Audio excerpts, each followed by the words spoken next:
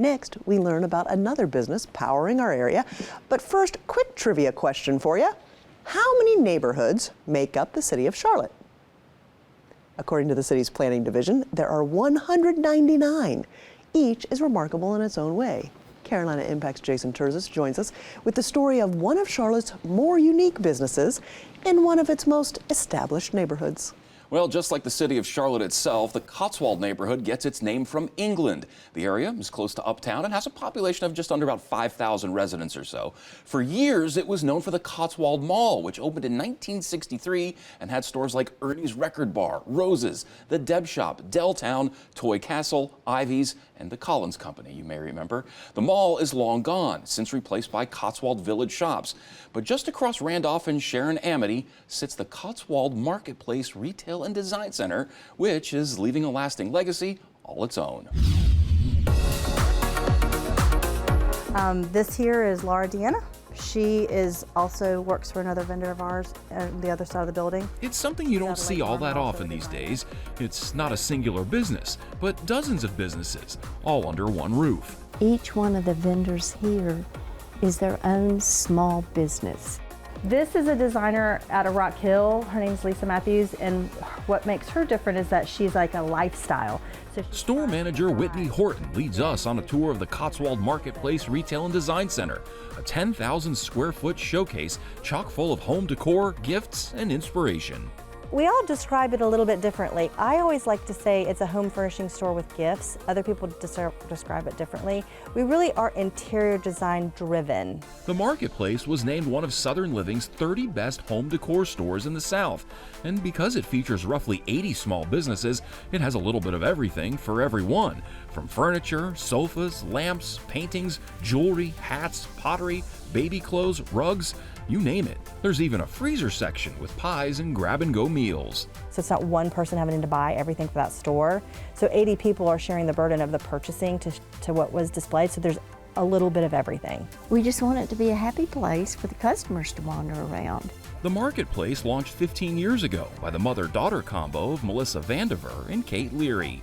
I'm not surprised that she wanted, it's just in her blood. She can't resist it. Retail has been in my blood forever. Originally from Little Rock, Arkansas, Melissa's been around retail her entire life. My mom opened a ladies' clothing boutique in the early 1950s. And back then, women really didn't jump in to open their own businesses. But she did, and she was very successful. She had that business for about 35 years. Then my sister, who was still in Little Rock, opened a gift store. She had just everything you could possibly imagine, and she worked all the time. Coming to Charlotte in the early 80s, Melissa was ready to put those life skills to use. And I got the itch, and I wanted to open my own little store, which I had for a few years, called Favorite Things. And then I stepped away from that with children. Once her kids were grown, Melissa was ready to get back into retail, recruiting daughter Kate to go in it with her.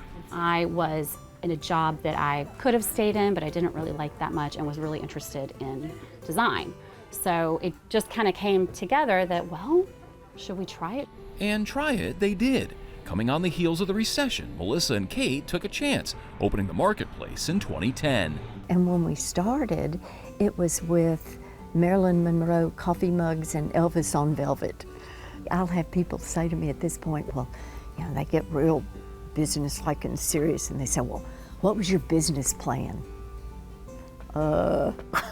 Make a mortgage payment. That was my business plan. Tom and Ann came here from Syracuse to New York, and this whole space, this used to be two separate spaces.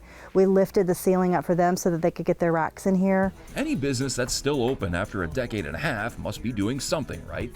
And for the Marketplace, that means variety and keeping things fresh. We make an effort to try to make it different, move walls, move people around so that it looks different when you come. The vendors, yes, they are spectacular.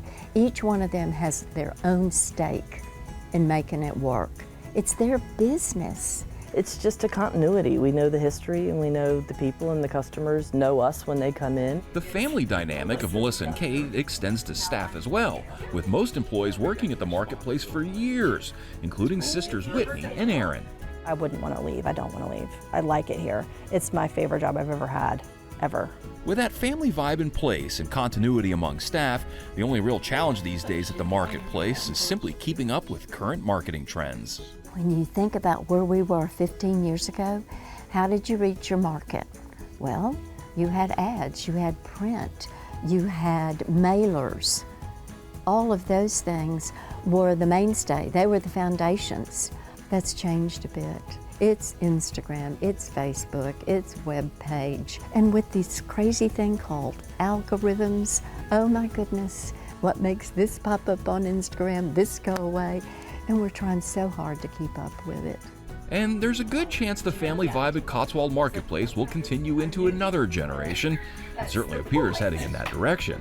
It's really cool to know that like I always have a place to like work. I definitely think that I'll work here one day. The children of the people who work here are starting to be here to help during our May sale and stuff that they can do. So it's coming.